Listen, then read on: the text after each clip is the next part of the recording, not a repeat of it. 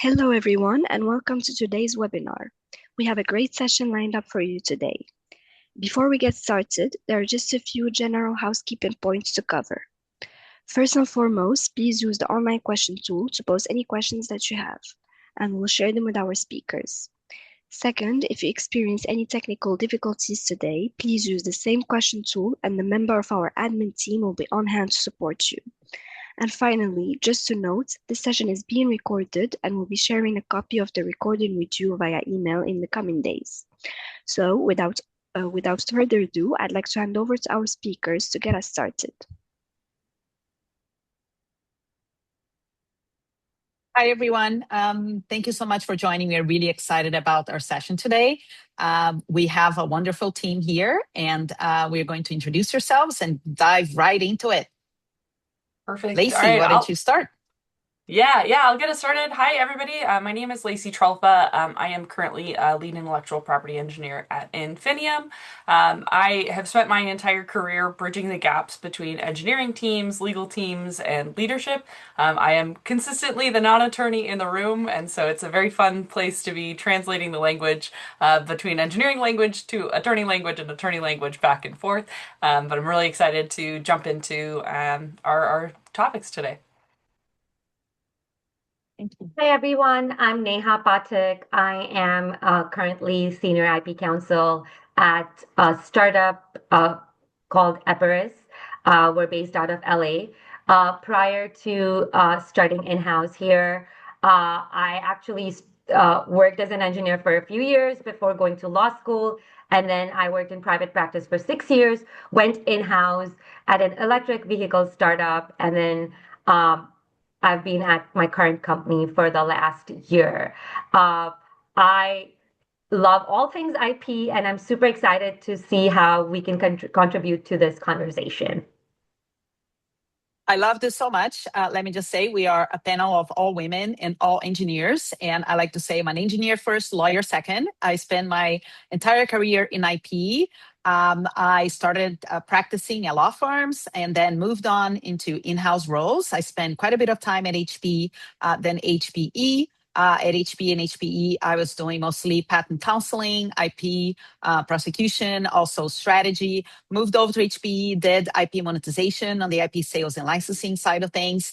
Then I ran IP strategy for a startup, also in very cool space, in radar for self-driving cars and 5G reflector array antennas.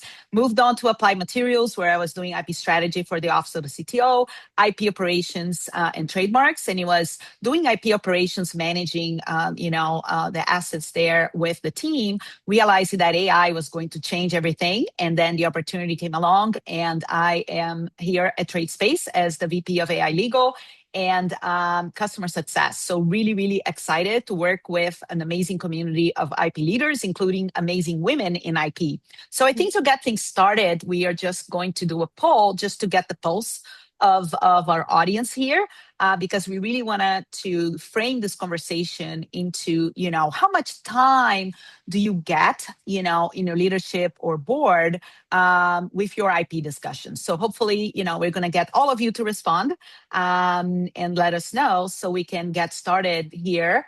So let's see if we can get some results in. And what I want to say, I think all of us have had this experience in our panel, right?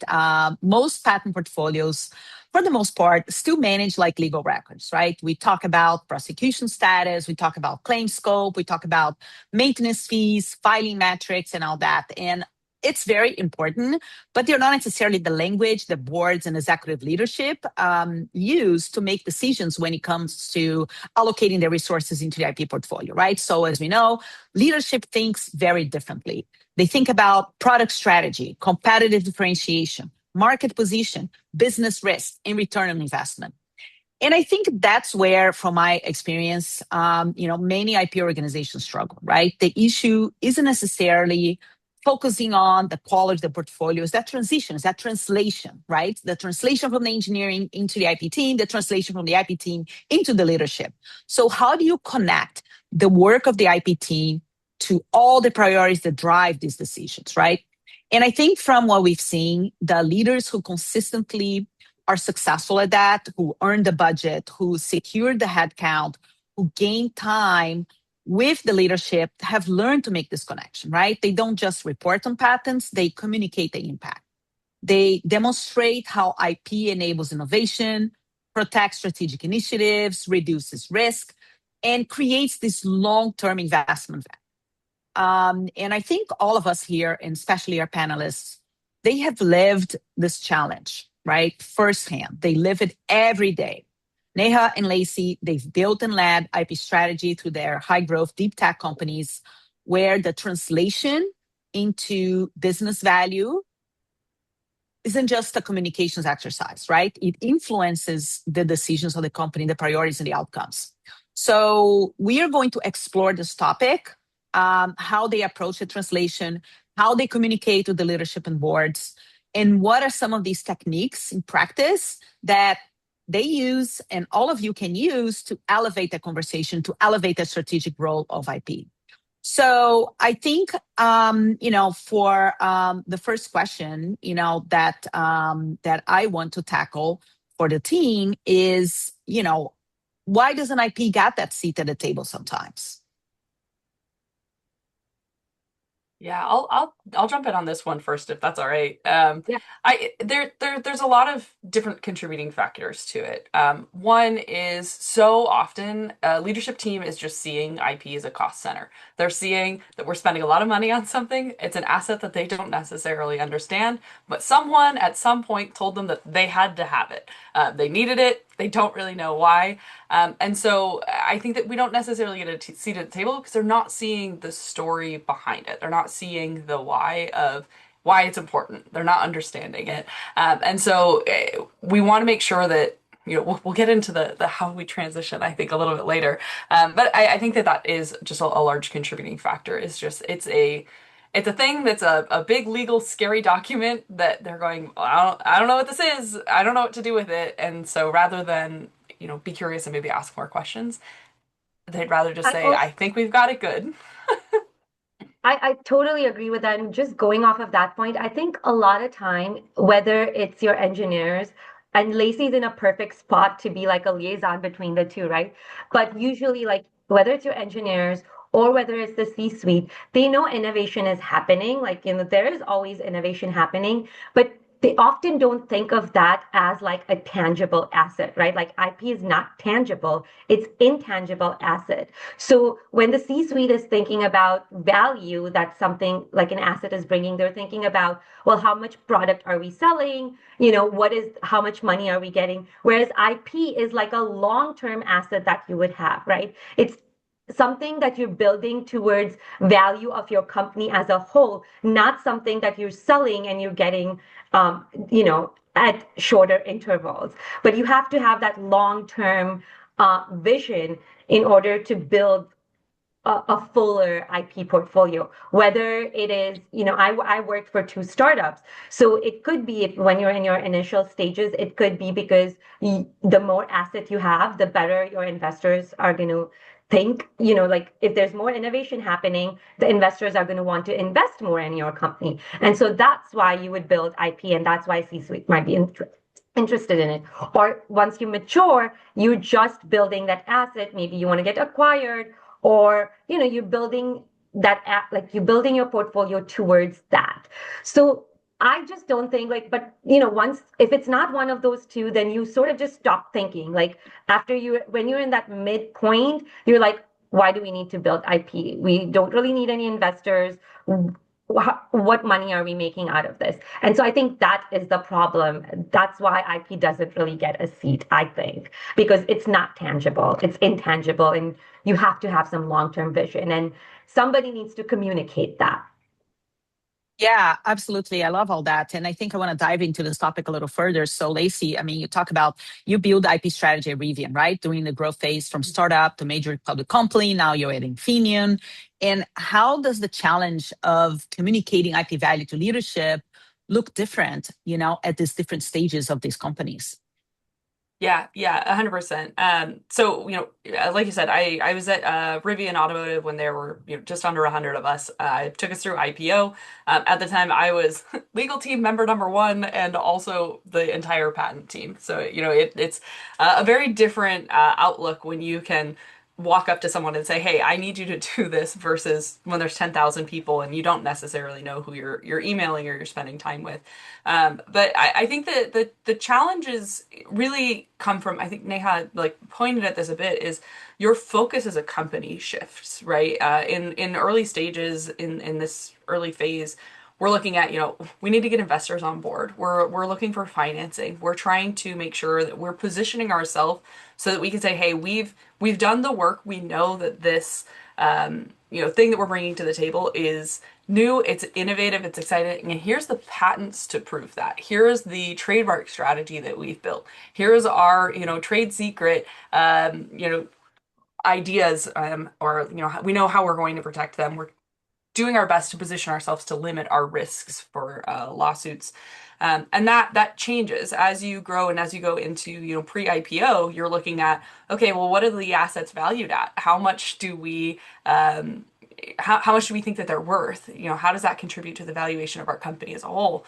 And then you get to the post-IPO phase where, those are assets that are great. Now we're looking at shareholders. What do the shareholders want to see? How are they looking at this? And they're not thinking about IP, but we as a company are saying, well, we've got to limit risk for them. And what's the best way to do that is to have a strong patent portfolio. And then, you end up in this Yeah. in-between phase where you're maybe not a public company. And so it really looks at, coming from a very inward, or a very outward approach to a very inward approach to a very outward approach again. You kind of go between all three. Yeah, I love that. And Neha, for your experience, right? I mean, recently, you spoke at the Concert IP Management Forum, specifically on the issue of communicating IP value upward, right? So the gap that you keep seeing between what IP leaders think they're communicating and what leadership is actually hearing when you communicate that to them. Yeah, yeah, and I was just gonna like sort of take the Lacey's last sentence and go from there, where Yeah, really communicating value upward begins with communicating value inward. And I strongly believe that because especially when you're at a startup or a smaller company, because I think the C-suite definitely believes in their engineers a lot. And so if you can communicate value of IP to your engineers, so if you have regular meetings with your engineers, you give them FaceTime and you talk about how important IP build, like portfolio building is. And because they are doing it, like they are doing innovative work, they just don't really know how to protect it. And sometimes you have to be the initiator of those meetings, right? So I try to have regular meetings with uh, different teams in my company with the engineers so I can sit down and listen to what is happening. And then I have IP council meetings where I invite the C suite and I talk about, like, oh, hey, we're thinking about like filing an application from this. We heard this is going to be something that might go into this product, or here's research happening. What do you guys think? So I think really communicating value of IP inward is more important. And also sometimes when the C-suite talks to the CTO who may have like direct face time with engineers, coming from them also gives you a little bit more credibility as well. And so I think you can communicate IP value upward by also getting allies, right, in your team, right? So those engineers that you build trust with because you're putting in that face time, you're putting in that time to chat with them, talk to them, listen to what they're doing. That builds trust. That eventually gives you a team that's also going to communicate this value on behalf of you. And so at the end of the day, you want to do what's best for your company, and you want to communicate that value upward by starting inward. yeah, I love that. And then there's so much of, the IP role being, that bridge, right, between the engineering team and the leadership team and all the signals that you pick up from those inward conversations that you can take upward, right, to really frame that story and frame the narrative on the importance of IP and the value that that's going to bring to your organization. So I think with that, maybe we can jump into another poll and talk about, when it comes to the narrative and the storytelling part and the messaging, which best describes your current IP narrative for your leadership.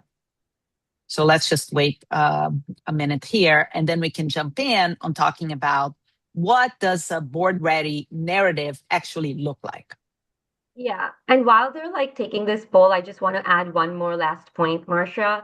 Like, I think Mm-hmm. often the engineers know a lot more about who the competitors in the field are because they're constantly like, they're constantly researching these things. They're building around any innovation that's happened. Obviously, they come to you, but they are the key technical experts, right? They're the technical Right. leaders.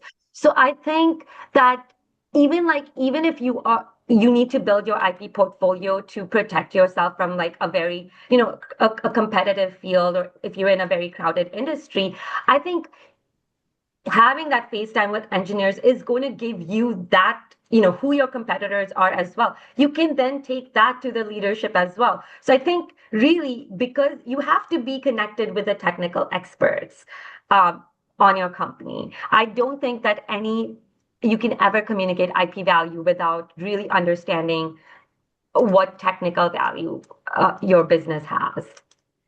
Yeah, absolutely. And Lacey, has that been in your experience as well? Because I mean, that's one of the things that I experienced in my career, transitioning from the law firm world, big law, into in-house roles. One of the things that I really loved about it was that, boots on the ground feel of being close to the engineers and really participating in those meetings and, feeling like I was a part of the strategy there. And I think that's so crucial for any IP role. Oh, 100%. Yeah, one of my favorite things that I built while I was at Rivian was our IP liaison program. And if your company doesn't have one, talk to me. I will 100% give you some insight on how to set one of these up. But essentially, we identified key engineering leaders across the organization, gave them a title. They were an official IP liaison, so they had a secondary title, which was really awesome. But what we were able to do then is we had then created essentially an informant network. We liken it to it's our little spy network. But what we were able to do is say, hey, what are the cool things that you and your teammates are working on? Talk me through, the fun projects that you've got. Talk me through what your challenges are. What are the things you're facing? But because they were across the org, we also were able to set up a lot of really interesting cross-functional space where we would say, hey, this person in special project is working on something that I actually think might help this person on, the body engineering team. Let me set up a meeting with the two of you. I'm going to sit in the background if you need me, but mainly I'll be for introduction and I'm going to get out, let you do your thing. But then we got some really creative problem solving as a result. And that alone was a huge sell for the business team where we could say, we're making connections across the team that they may not have had the chance to do otherwise. We're coming up with really interesting innovations as a result, and then we can move forward. That just being able to have that is huge for an IP team. We saw great quality of invention disclosures go up, which meant our patents were of a higher quality as a result then too. And then it made for better storytelling for the board and for our leaders later to say, hey, here's a huge success that aligns with what our company values are. So yeah, all across the board, very much recommend. It's a great approach.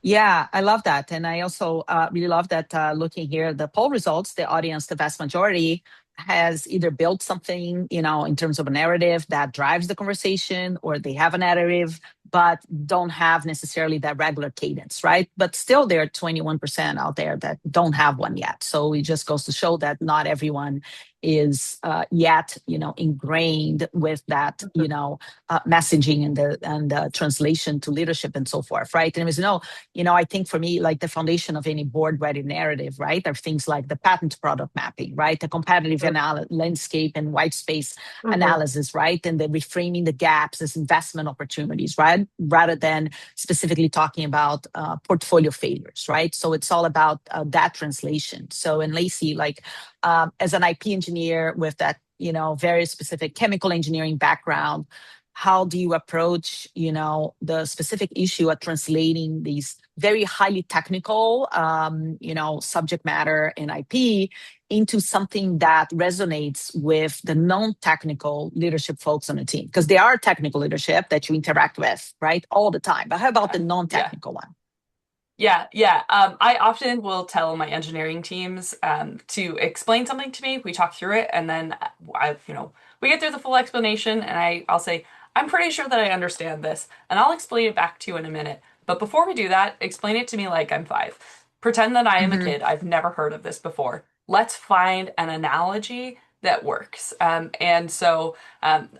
had an engineer at one point explain to me base software engineering. They worked on platform engineering. They were writing vehicle code, and I didn't quite understand what part of the vehicle code they were writing. And I said, Hmm. I need to find something. And they said, well, you have a smartphone, right?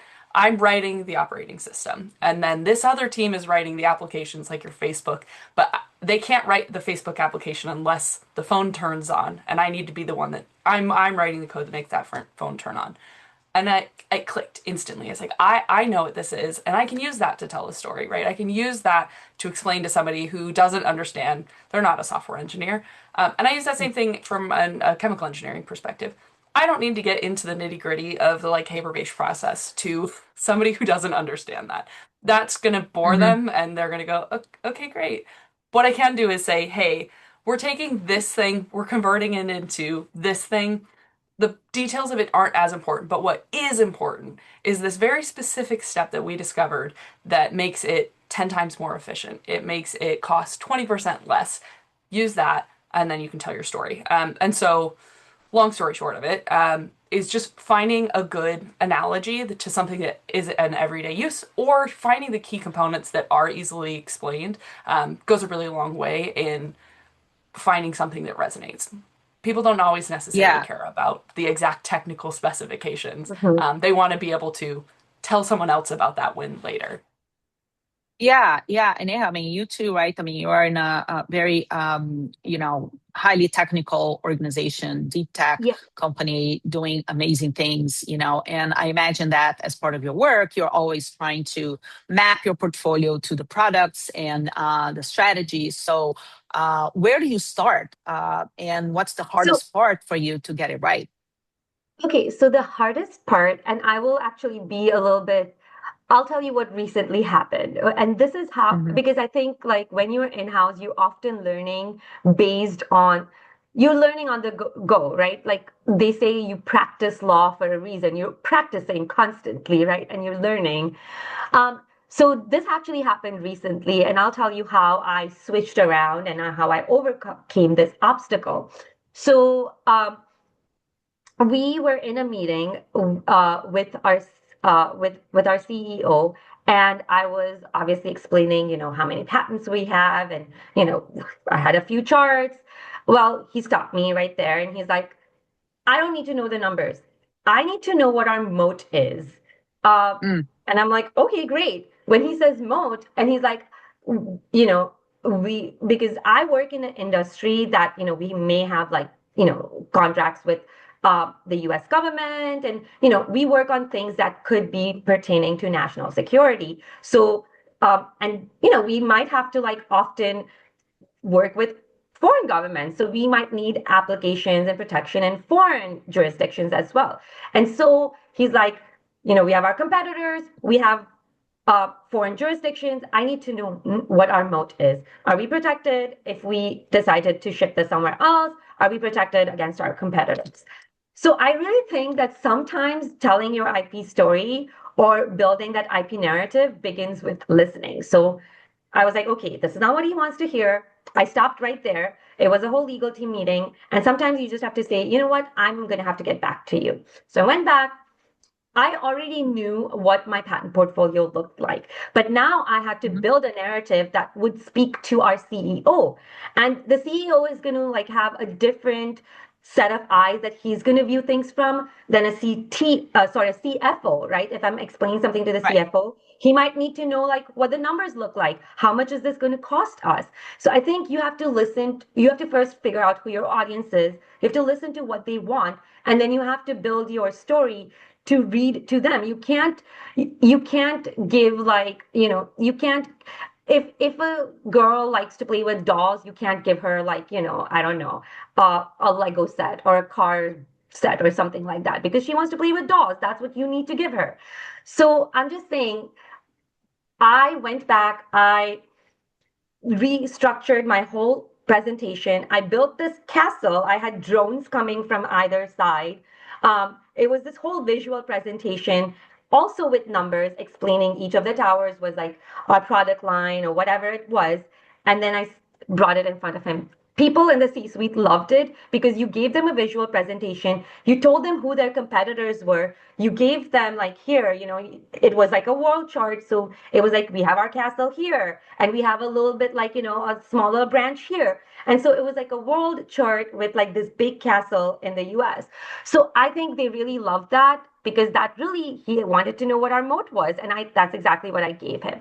So I really think that sometimes you have to listen to them and then build your IP narrative around that. I don't think, obviously, you need to understand your business. That is the first. No, you cannot build a story if you do not understand what your business does.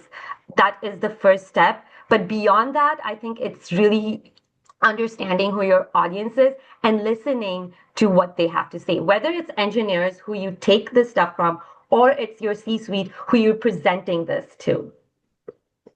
Yeah, I really love that active listening part of it, right? And how you pivot, right? From when you are explaining something and your story is not landing quite right, right? So what are some of the things that you've seen backfire and some of the things that work when you're, handling these gaps in that leadership or board conversation?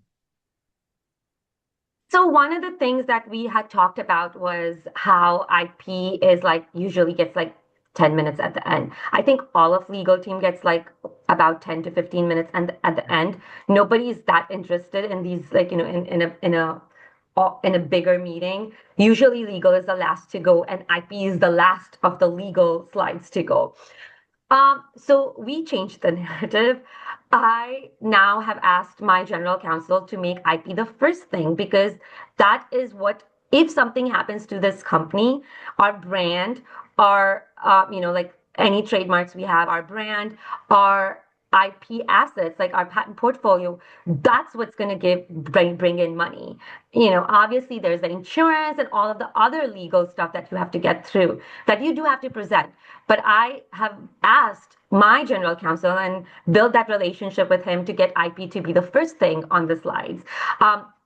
We also, I do a regular IP council meeting where I invite the CTO, the CFO, the CEO, um, the CSO, Chief Strategy Officer. So they're all like, and VPs of some of the product lines, right? So I invite vice VPs and C-suite, all of them. And monthly, I have this.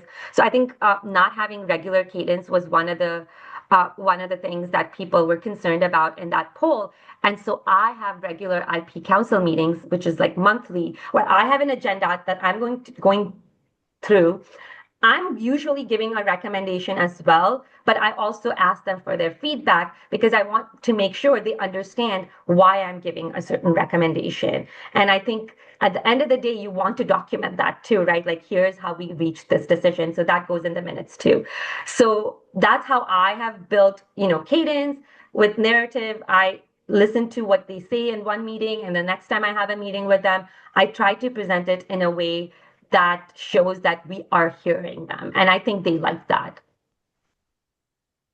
Yeah, Yeah. yeah. I was gonna say if I could jump in just a little bit on it. I think that we've said this 100 different ways, but it really is that like IP is a service portion of a company. We are a service provider to our teams, right? And Mhm. I don't love thinking about it that way because I mean I just love IP, but for most folks, they are like, I mean that's cool, but I'm gonna go do this other thing. It's not something that they're gonna think about day to day in the same way. And so being able to meet your teams where they are and find a way that they get excited about it, right? There's going to be leaders who are going to look you dead in the face and say that I don't care. I just don't care. I don't find it important. I don't care about it. I think that this is not worth my time. And you say, okay, that's fine. Can I tell you a story about this cool thing that someone on your engineering team did, right? Let's talk about it that way, right? You find an approach that resonates where like maybe they don't care about the details of it. They don't want to know about the patent. They don't, that's just not a thing that they're interested in. But they do want to be able to highlight something really cool that their team did. They want to hear about wins. Maybe they're competitive. Something you talk about what, framing that really worked. My engineering teams, they're really competitive and they're really competitive against each other. Pit them against each other. Go to your leader and say, hey, this other team, they put in 12 disclosures last month and 10 of them are going to be patents. That's a crazy conversion rate. You guys are sitting at 8 disclosures and we've only moved forward with 2 of them. What can we do to make that better? Because I know you don't want to lose to that guy, right? If it works, it works, right? You just find solutions. Sometimes that doesn't. You got to know your teams. I have teams who are not competitive in the slightest, and I think that Mhm. that would really be the worst thing that I could give them. But there are other teams when I know that that's going to work, and that's going to be the thing that drives them. But don't be afraid to try something new and to solicit that feedback and say, what can I do as a somebody who's trying to provide a service for you and for the business? What can I do to make this something that you care about, even if it's just a little bit? And then, is there something that you want me to care about? It can be back and forth, right? I have leaders who they say, you know what, the IP function as a whole, it's not really something that I really am interested in, but I actually am really concerned about this small bit of thing that's coming out with marketing, and I know that you have a connection with them. Is there anything you can do to have a conversation or get me in the room because I just don't want to come across as scary because I'm a big, in the C-suite and this is someone who is, entry level. Can you find an approach, right?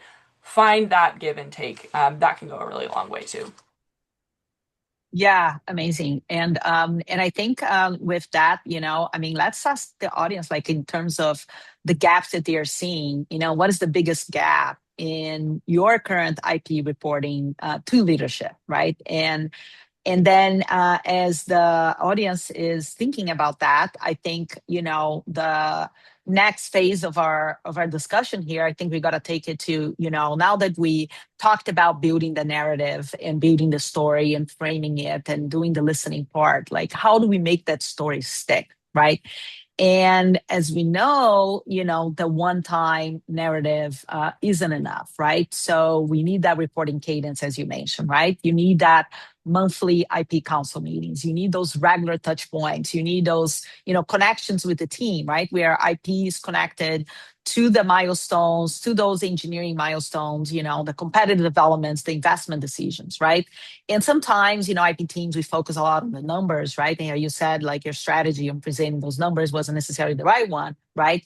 And it's not just patent count that they care about, is that coverage, right? The building of the castle, what goes here, what goes where, what is the, product mapping, what is the competitive position, and cost, right? As you talk about, speaking to the CFO, right? How do you map those costs to the strategic value, right? What's the return on that investment, and all that IP, right?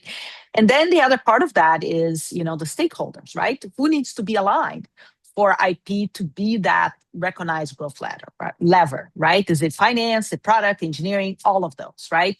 And as you're speaking to each one of these different stakeholders, right, in these different departments, what are some of the different stories and the different languages, right, that you need to build to make sure that they know it matters, right? And then as you're going through that, building the cadence, right, doing it in a way that it doesn't overwhelm them, right, that they Mhm. that they don't feel like IP is pushing it too much, right? And I think that when things work, when that IP is visible, it connects to the strategy, right? I think it changes the resource Mhm. allocation, right? You all of a sudden are asking for budget, you're asking for headcount, you're asking for outside counsel spend, and they're going to listen to you because they know that inherent strategic value.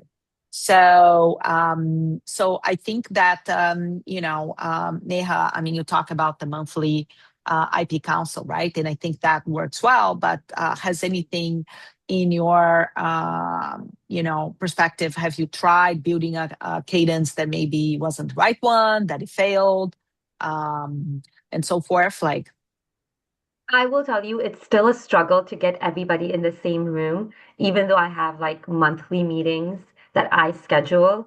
There are these are very busy people. Um, Hmm.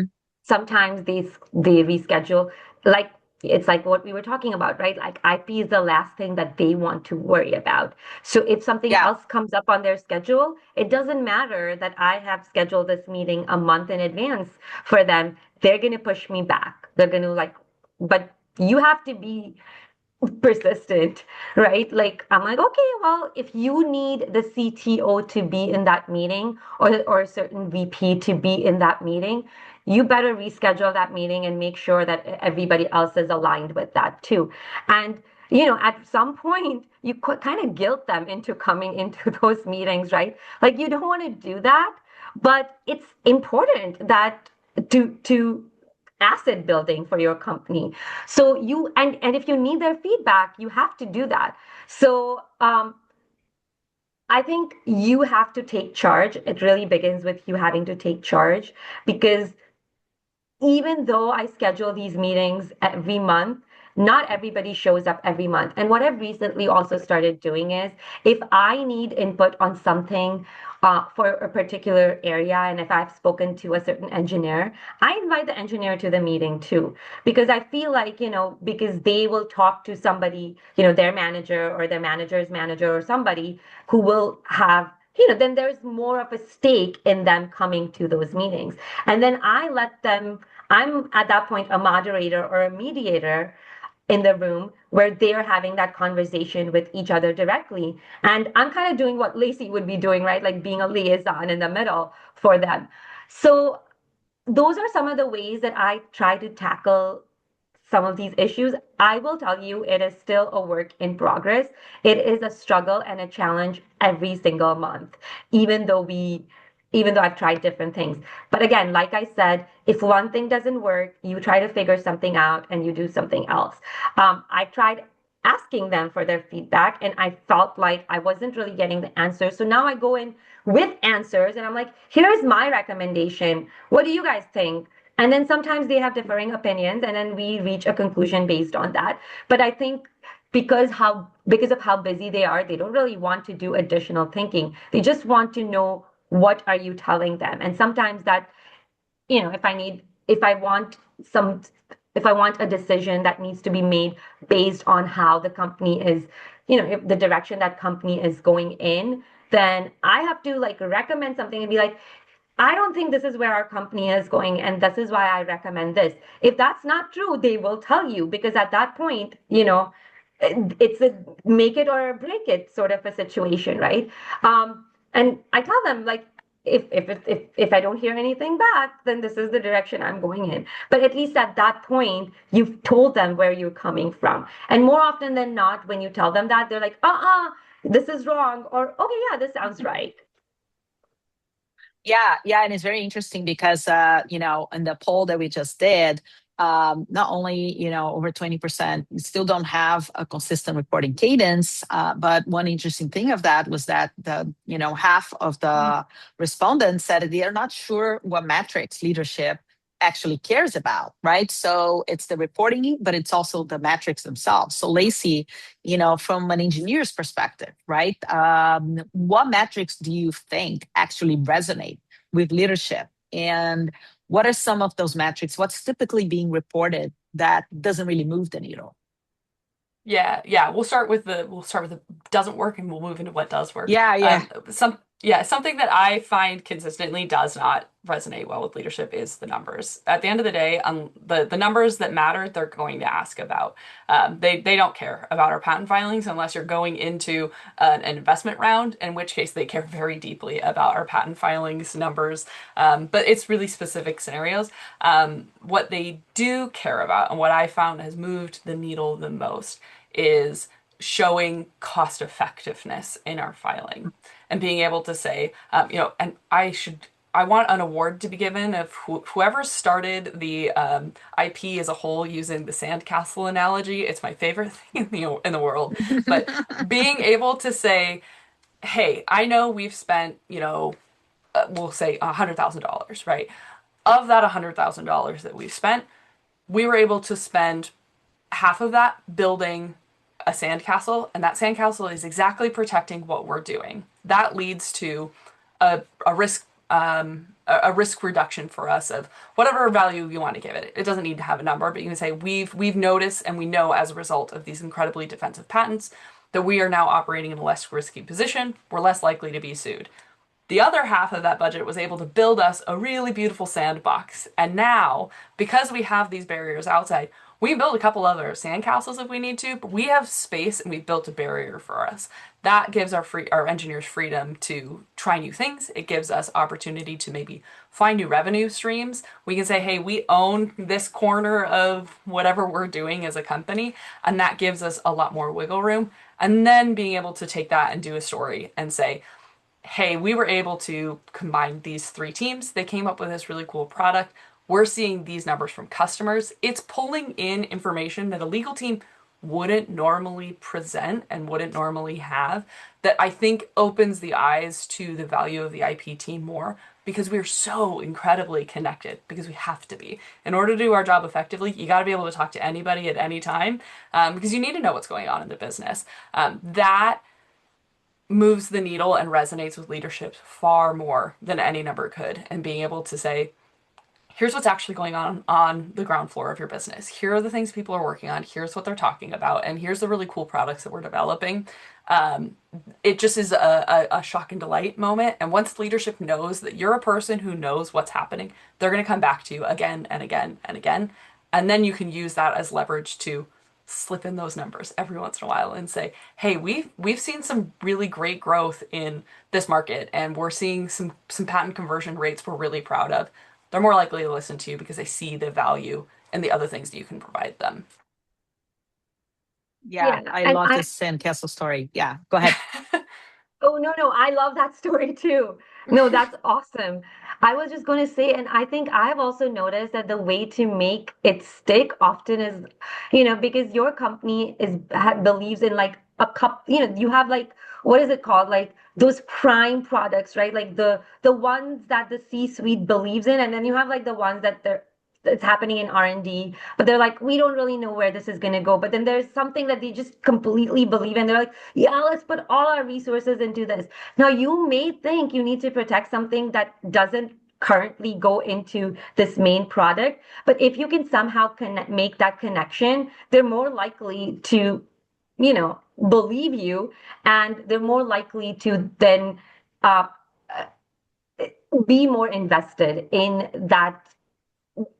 filing that application, for example, right? So we actually, I mean, right now we have this project going on, and a year ago, this is like personal example now. I'm giving personal examples here.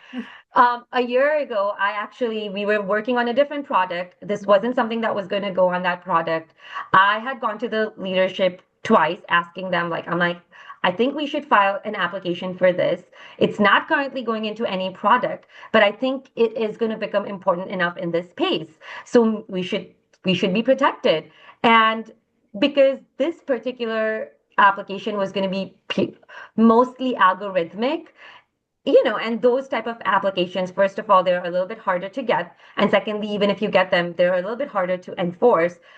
C-suite wasn't too keen on spending money on that at that time. And I was like, okay, I didn't really like cut off that project. I'm like, I told the engineers, if you have to keep working on it, keep working on it. Let's put this on a hold. Let's revisit this in 6 months. 6 months later, nothing happened. I was like, let's revisit this in another 6 months. And so just recently, those engineers reached out to me again. And actually, the VP of that team reached out to me, and he's like, have you done anything with this?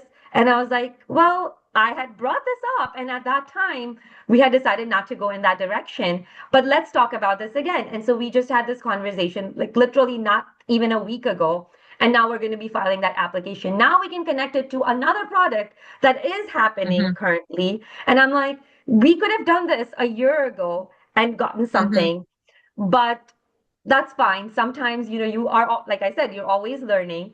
But now the C-suite knows. I'm like, it's all in the minutes. I'm like, we had talked about this a year ago. This is not something we wanted to do then. But here now it's ripe for patenting because this is most likely going to go into a product that we're probably going to put out in the near future. Now they're more likely, whether it will or it wouldn't go is besides the point. The likelihood of it working with our current product is too high for them to not file this application now. So if you can build that connection, you also, like I said, you have to keep constantly in touch with these engineers. If I just told them a flat no, nothing would have happened. But you can't tell them no. You have to always have that room open to revisit those conversations, especially if you think that this is something that is going to become important in the future.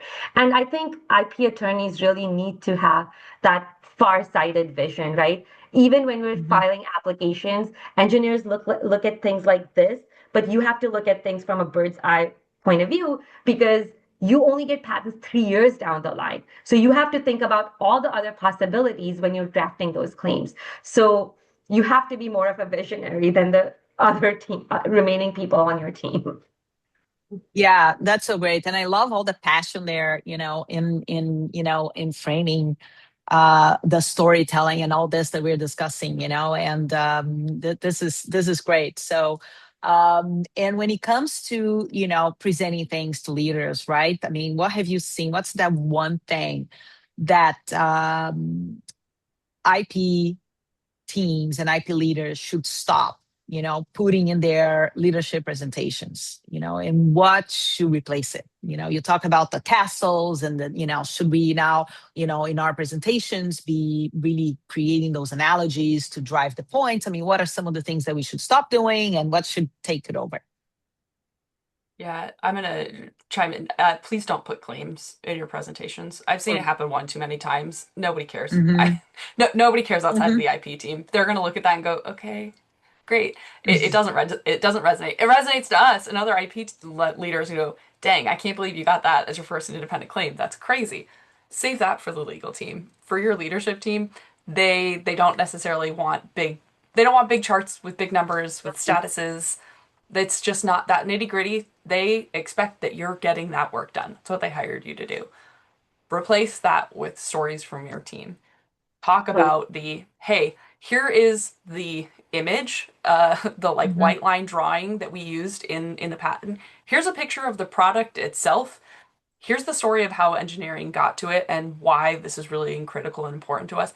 And what can we use that patent for moving forward, right? It may just be we built this really cool defensive patent. This is going to be really great for us. It could be, hey, here is the prototype. Here's what it looked like in a patent. Here's how we can license this outside of the business. Here's how we could look at selling this part of the portfolio. I mean, it really depends on the size of your company and the size of your patent portfolio that you're working with. But find that story, find that storyline, use the visuals of your patent image, the product image, and your story. I think that goes a really, really long way in consistently making you part of the conversation. And it's something that people remember. They're not going to remember patent language, they're not going to remember a chart, but they will remember this weird line drawing that, like, that didn't make sense, but I see that in the mm-hmm. product. Having that like little quirk, I think, goes a long way in their ability to remember what you've talked about. I don't even put like a list of all the patents that we have or new patents that we have filed or any of that in my presentations anymore. I just tell them, oh, we filed 2 new patents in so and so area or something like that.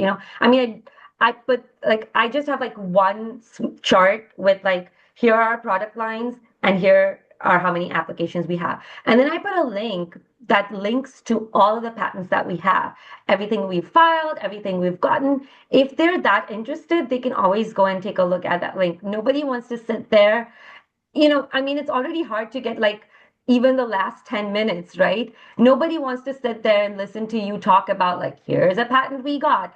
If they want to look at it, they can look at it. They can come to you. They can ask you questions about it. You make yourself available to them, but talk about what matters on that day in that moment. Don't talk about like, here's what we did. Like, you're not there to like glorify yourself. You're just there to present the story. So present the story. Yeah, and I think, I love that, you mentioned earlier, the importance of listening, right? So understanding what the other side wants goes a long way, right, in knowing what to present and what not to present. Uh-huh. So, and just to pull some time, so I think we can, just in the interest of allowing time for questions, maybe we can go into some final takeaways. Oh, yeah. Nia, if you want to start, you're welcome to. Otherwise, I'll jump in. I just have a few takeaways.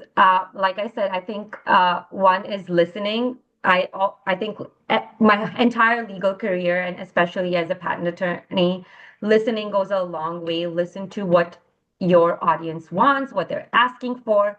Build trust. Building trust is important because when you build trust, you have allies um, on your side, and uh, yeah, I think those are my two takeaways. Oh, and understand your business. Three takeaways and understand your business. If you don't understand your business, listening or building trust doesn't matter at all. So understand your business through and through, listen to what your audience wants and build trust, build relationships. Yeah, yeah. My key takeaway, and I tell this to every meeting that I am in, every time I talk to someone in IP, is always ask more questions. I think that that's something that we don't do enough of. I mean, we do a lot of. You're asking a lot of technical questions to get your past. Ask questions just for curiosity's sake. Talk to your engineers. When people are passionate about what they're working on, I mean, it's evident here. All of us are like, oh, I love this thing. This is so exciting. I want to talk about this. Your engineers are the same way about what they do. Ask more questions about it, even if it isn't going to lead to a patent. They want to talk about what they're working on, let them. Because what that does is it builds stronger relationships and it builds stronger trust. And I think that is definitely the foundation that you need in order to tell your stories. But do the same thing with your board. Do the same thing with your C-suite. Ask them about the conference that they went on, right? We are not, we're people first. We are engineers and we are attorneys second. Um, Appeal to the people side of things. It goes a really, really long way. And those relationships are going to be what propels your business forward and propels your story for the IP team forward far more. Yeah, amazing. I mean, I think that this has been a wonderful discussion. And again, love the fact that we all have that deep tech engineering background and we are bringing all of that context into our IP leadership positions. So thank you so much for the panelists. And now I want to open up for questions. Yeah, and just as I think we said it at the beginning of this housekeeping, there should be a Q&A button if you want to drop the questions in there, and that way we'll see those. Um, if you've never used Zoom before, I know I missed it the first few times I joined the panel. Hmm, hmm.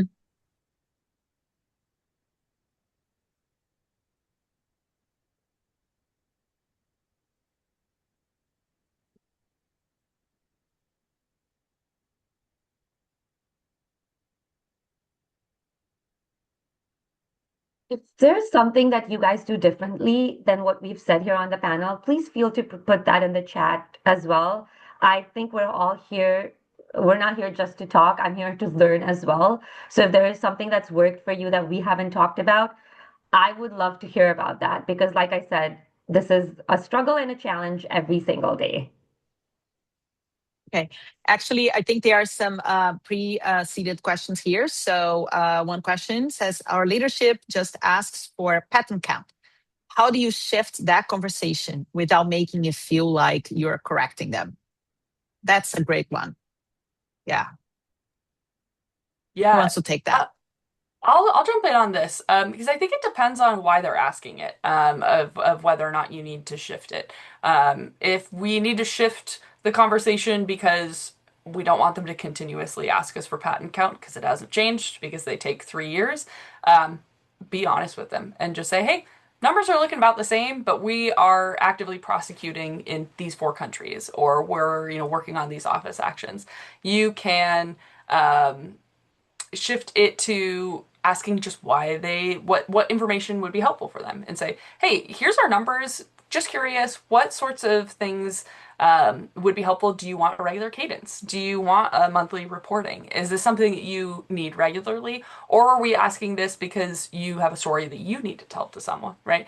Finding out the why is often a great reframing tool to figure out if that information is even really what they need to help them for what reason they're asking. Does that make sense?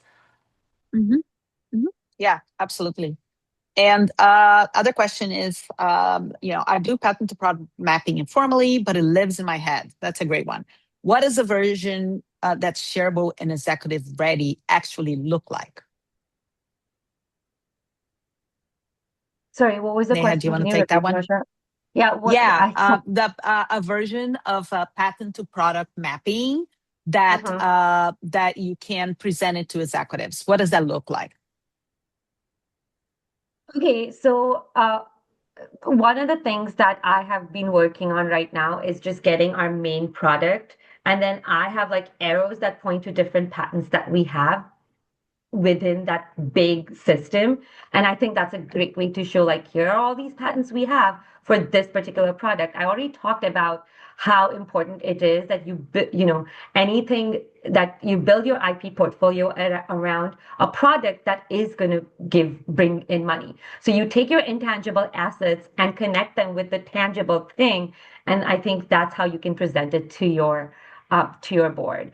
And one of the great ways is if you can visually show your product, show it, and then point, have like arrows saying, here's a patent to this, here's a patent to that. So I'm working on that currently. And maybe the next time we have this session, I will have more of an update for you guys. Awesome. And then one more. I We think we have time for one more. Yeah, go ahead. I we have a question in the chat, Marsha. Um, Yeah. Oh, as in, yeah. yeah. I don't see it for some reason. I don't know why. Oh, I Oh, see it. As an outside counsel, I'm interested in how we can help you with your C-suite conversations. Um, I rely on my external counsel all the time for anything that I am. We are a team of two at my company, me and my general counsel. So there are lots of things that come up that I haven't dealt with before. And so I'm constantly asking our external counsel. For example, I'll give you some examples. We recently had something that came up with open source software licensing. I have asked the external counsel to come in to present that to the VP of software and why some of that auditing is so important because I don't have enough knowledge. And obviously, the IP council I work with has worked on this a lot more. And it's better for them to come in, and I'm bringing them in and I'm having them present. Another thing was now that I work in the defense industry, Bayh-Dole Act becomes so much more important. I did not even know, like, something that I had been working on was like, how do I get on an iEdison account? How do we deal with something like that? I had the IP council help me with that. Uh, I then brought it to my C suite during one of our IP council meetings. And I was like, hey, uh, now we have an account. If we need to file anything that we're, submitting as a paper first, or, that government has given us money for, we need to submit this. I have this account open now. And then I told them like our external counsel was helpful for that. So I'm actually working with an external counsel right now on drafting a trade secret policy because it's something that's come up in our company and I don't have expertise. I think as an external counsel, just being available or connecting me with somebody on, that you have at your firm, when I ask you those questions, that is how you can help with our C-suite conversations because either you come in and present that to the stakeholders or you help me help understand what is going on so I can take it to the C-suite. And I hope I answered your question. yeah. To chime in, a second thing that I find really helpful from outside counsel is in driving the narrative of our prosecution story, being able to show our success rates at first office action, second office action, and how many we've been able to prosecute without getting to a final or request for continued examination shows the like the scope of our claims without having to talk about the claims and saying that like we're generally successful with, 80% of our applications we get by the second office action. And so it either is that we've developed a great relationship with the examiners, because in some cases you're very niche and have the same examiners every time, or we've just been really great about how we draft our claims. That's a great narrative for us to be able to tell, because that's a cost savings. And so being able to tie those things in is something that I don't necessarily, I have a beat on it because I have a spreadsheet for everything, but it's also helpful to have outside counsel be able to drive that narrative as well. Also, I will just go back to Awesome. saying, I'll also go back to saying, as an external counsel, I expect, because if they're working on prosecution for me, I expect them to understand my product and understand my business. If you can't do that, I'm going with somebody who will understand it. So that's how I think that's another way you could help with those C-suite conversations as well. So, yep. Great. So, wow. So we are right on time. We did amazing. Thank you so much, Neha. Thank you so much, Lacey. This was very, enlightening discussion. I learned a lot from you. That's one of the things I love about IP. We are always learning on the job. So to those of you who listen to us, thank you so much for sticking to the end. And if you have any further questions, you can email one of us. And glad that you're here. Thank you so much. Thanks, everybody. Thank you. That wraps Take up care. our masterclass. Thank you all for joining us today. A special thanks to our speakers, Lacey, Marcia, and Neha, for their time and efforts in preparing and delivering this session. As mentioned earlier, this session was recorded and we'll be sharing a copy of the recording with you in the coming days. Thank you once again and enjoy the rest of your day. Thank you. Thank you.